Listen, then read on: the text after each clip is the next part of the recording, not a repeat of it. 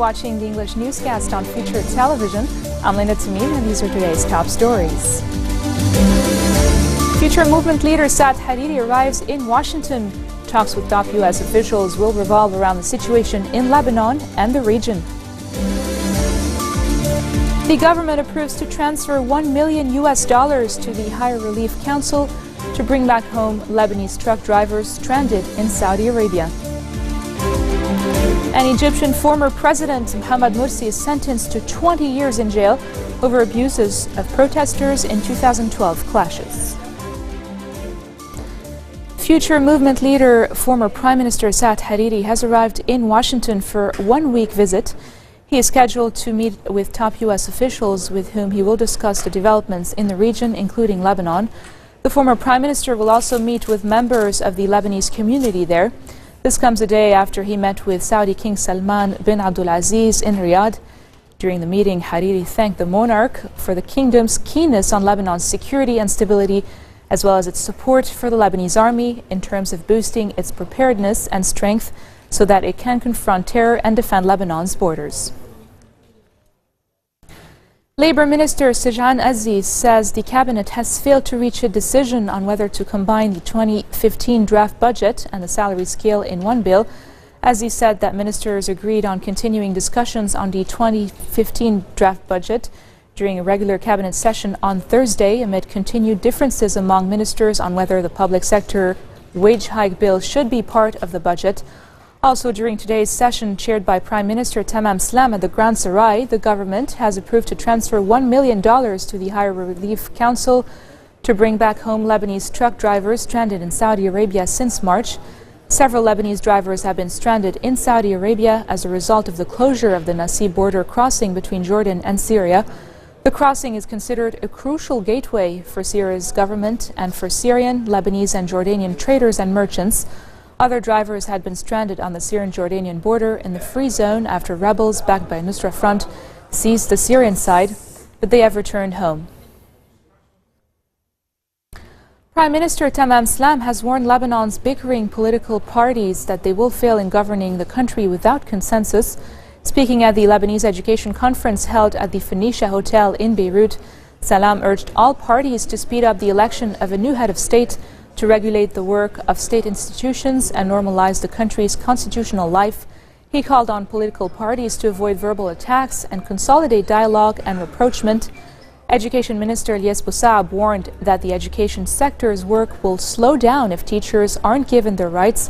He said he hopes the controversial public sector wage scale will be adopted by the parliament to give the teachers the much-awaited rise. Boussab also called for providing students at public schools safe and healthy conditions. Families of Islamist inmates held at the Urmia prison have escalated their actions to pressure authorities to restore their access to phones and computers to allow them to stay in touch. A group of about 50 women blocked the main Tripoli-Mnieh highway in North Lebanon for a couple hours early this morning. The women then staged a protest outside the Interior Ministry in Beirut. Police in riot gear observed the demonstrators with caution. The protesters' stance echoed the demands of Islamist inmates locked up in Rumia's Block D, including access to mobile phones, television sets and computers. The families and inmates say they want to be able to communicate with their families, but authorities claim the prisoners used the tools to help plan attacks with jihadis outside the prison. Maronite Patriarch Beshara is scheduled to travel to Armenia to attend the centenary commemoration of the Armenian genocide. Free Patriotic Movement Chief MP Michel Aoun phoned Rai to wish him luck in his trip. Both also discussed the developments in Lebanon and the region. Armenians in Armenia and the diaspora, including Lebanon, will on April 24th mark the 100th anniversary of the start of a campaign of genocide by Ottoman forces in World War I to wipe them out of Anatolia. Turkey on Monday sought to reach out to Armenians, saying it shared their pain and wanted to heal the wounds of the past. In his conciliatory message, Turkish Prime Minister Ahmet Davutoglu stopped well short of recognizing the killings as genocide, as the Armenians want, but explicitly referred to deadly deportations of Ottoman Armenians.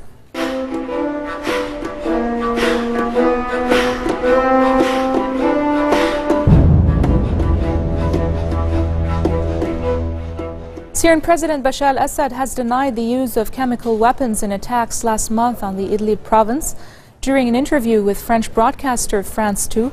Assad also blamed the United States for the formation of a fledgling Islamic State in Iraq in 2006 when the country was under U.S. control.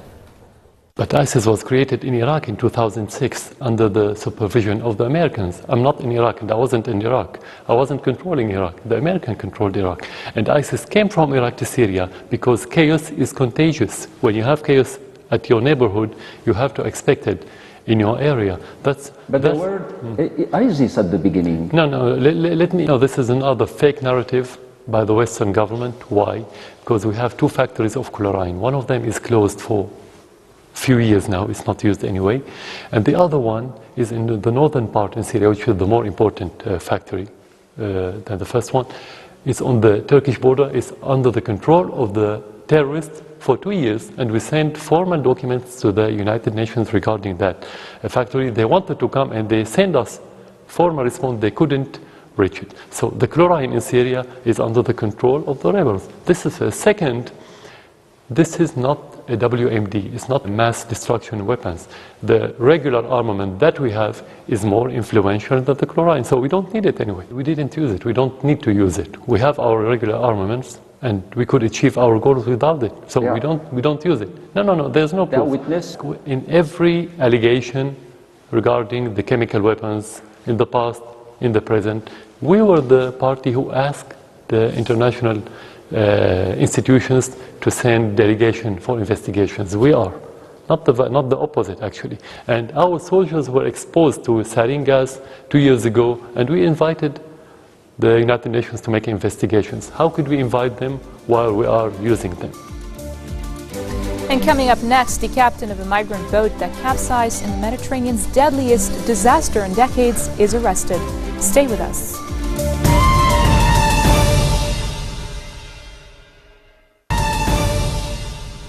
Welcome back.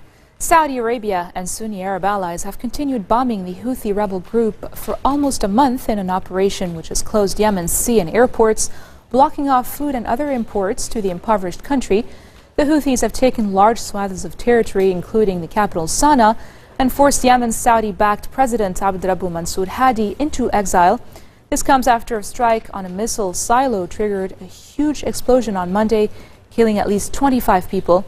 The International Organization for Migration says it has temporarily suspended evacuations of foreigners from Yemen because of security hurdles posed by all parties to the conflict. The IOM said it had flown more than 400 foreign nationals out of the war-torn country since April 12th. An Egyptian court has sentenced ex-President Mohamed Morsi to 20 years over abuses of protesters, but acquitted him of charges that would have seen the Islamist leader face the death penalty. In the first verdict in a series of trials he is facing, the Cairo court convicted Morsi of ordering the arrest and torture of protesters involved in clashes in 2012 when he was president. 14 others were convicted on the same charges, with most also sentenced to 20 years in jail. But the court acquitted the defendants on charges of inciting murder over the deaths of a journalist and 2 protesters during the December 5, 2012 clashes outside the presidential palace in Cairo. Defense lawyers say they will appeal the convictions.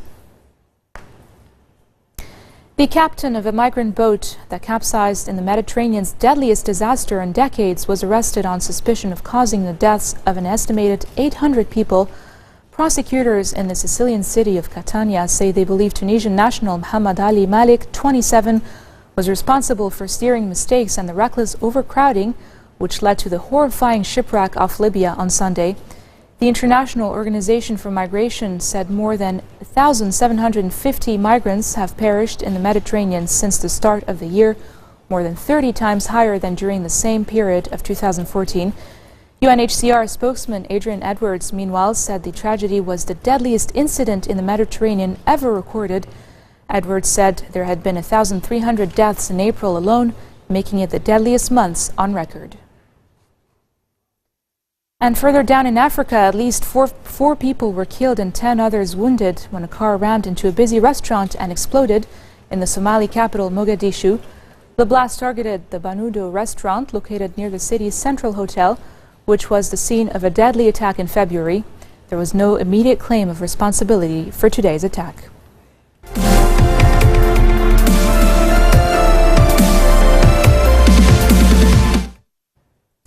The group of superheroes that moviegoers know now as the Avengers won't always be the Avengers.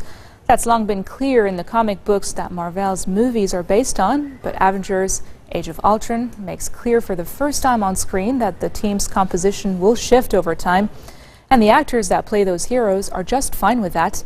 Avengers: Age of Ultron adds that at least 2 new faces to the first film's lineup for Iron Man, Hawkeye, Thor, Hulk, Black Widow, and Captain America. They're joined by the twins Quicksilver and Scarlet Witch, and a new character, Vision. Here we all are. Nothing but our wit and our will save the world. So stand and fight. No way we all get through this. I got no plans tomorrow night. I'm always picking up after you boys.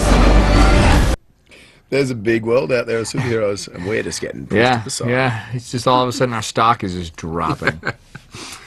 I mean, it's kind of cool, like, this time around, because I don't think we introduced 2 new characters kind of midway through the film like we did, you know, in this one, you know. It was earlier than that. But, I mean, each time you do, it adds a whole different dynamic and disrupts kind of whatever pattern you're into, you know. And I mean, when I watched Guardians, I was like, oh my God, I want to be in that film. I want them to cross into our galaxy. And that's what's exciting, is being a part of a world where they're all so vastly different but could collide at any moment.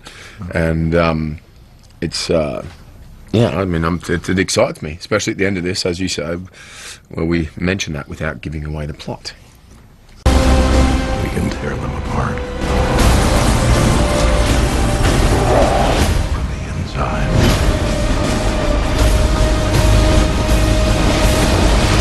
That's the best you can do!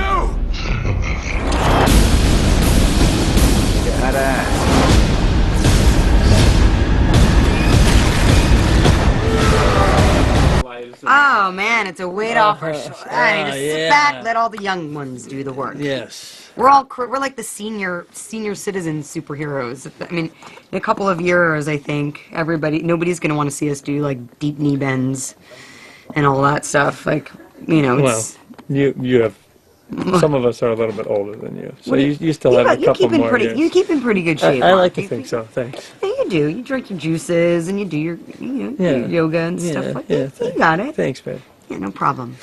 Do I have a couple more? Just got some hairs that are fun. What is that? What is that collecting on? Is that my... Is that your dignity? Sorry. This marks the end of our bulletin for today. Now for a reminder of our headlines. Future movement leader Saad Hariri arrives in Washington. Talks with top U.S. officials will revolve around the situation in Lebanon and the region. The government approves to transfer $1 million to the Higher Relief Council to bring back home Lebanese truck drivers stranded in Saudi Arabia. An Egyptian former president, Mohamed Morsi, is sentenced to 20 years in jail over abuses of protesters in 2012 clashes. Those are your top stories for today. I'm Linda Tamimu, and I wish you all a very nice evening.